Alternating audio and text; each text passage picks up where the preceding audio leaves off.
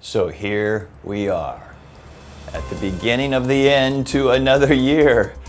As I do almost every year, I say something like, Thanksgiving already? Man, that year was fast. Or gosh, does it feel like every year keeps getting faster and faster? You probably say similar things sitting around the Thanksgiving table. Hey, I'm still wondering why Y2K wasn't such a big deal. And that was 26 years ago. Well, it was simply the crisis du jour at the time.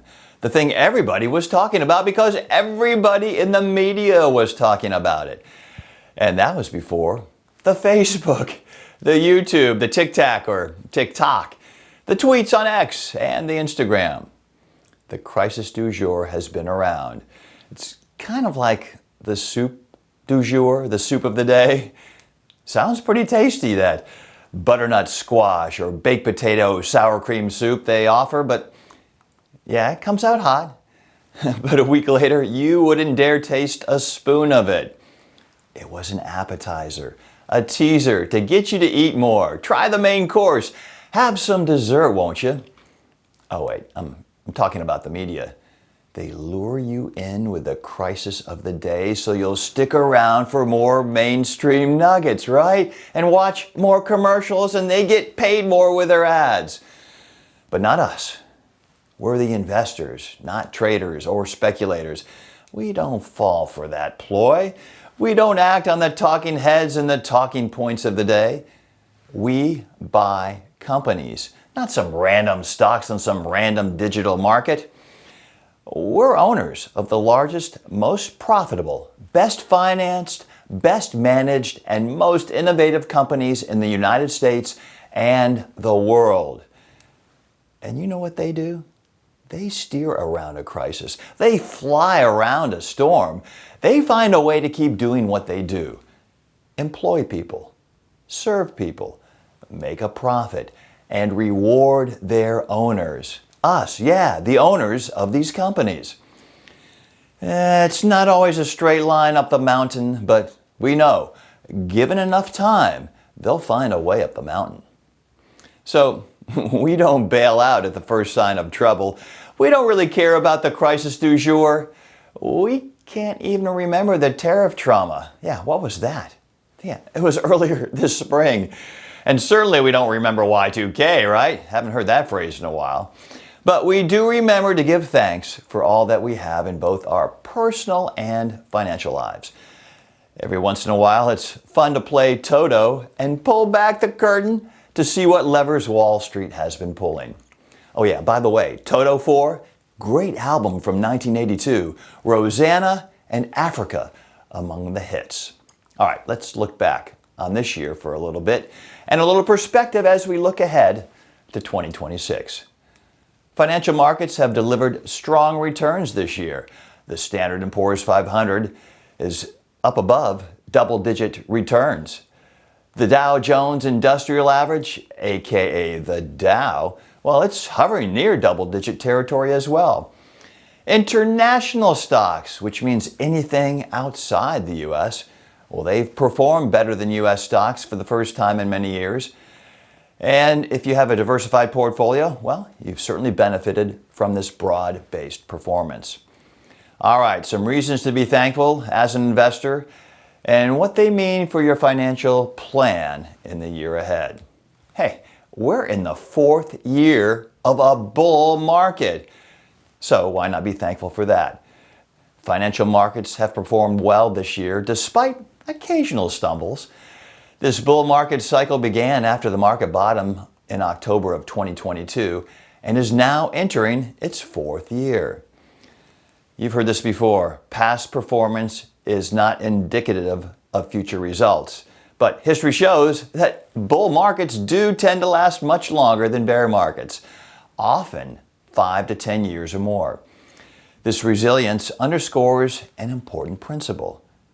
Trying to time markets around short-term events, around the crisis du jour, yeah, that's difficult and can be counterproductive. Pretty obvious with that.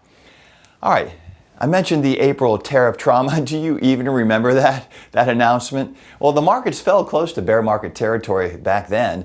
only to rebound quickly and rise to new all-time highs. Investors who remained disciplined, like us, were rewarded, while those who reacted to headlines may have missed. They did miss opportunities. Inflation is improving and the Fed is cutting interest rates. So we can be grateful for that. Inflation has improved somewhat, even if progress has been slower than many would prefer. Prices have risen about 3% over the last year, and that continues to be a challenge for a lot of households. However, from an investment standpoint, fears of runaway inflation, well, those have faded for the most part. And it's allowed the Fed to begin cutting interest rates after keeping them at restrictive levels for most of the year. The Fed is also responding to a job market that has been weakening since the summer. Historically, lower rates benefit both stocks and bonds by reducing borrowing costs and making existing bonds with higher interest rates more valuable. While inflation and interest rates will remain important factors for markets, the worst fears appear to be behind us. And diversifying your portfolio, what we like to call asset allocation, that certainly helps.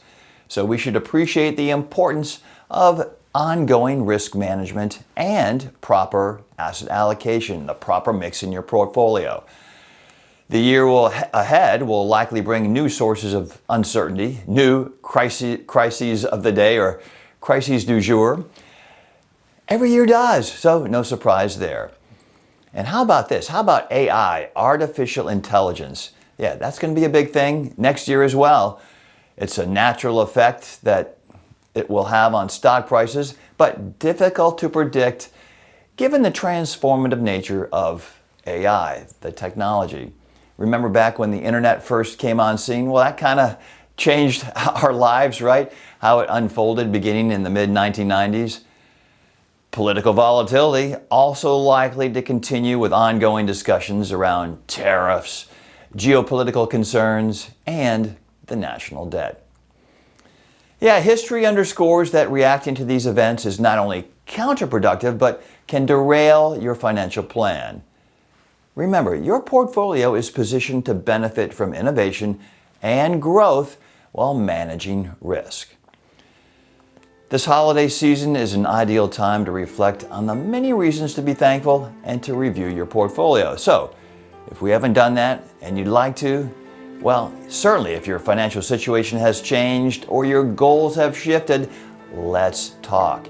If you have questions about your finances, don't hesitate to reach out. I'm here to help ensure your portfolio continues to support your long-term goals. In the meantime, I want to say how grateful I am that you're a client of mine. Thank you, and happy Thanksgiving.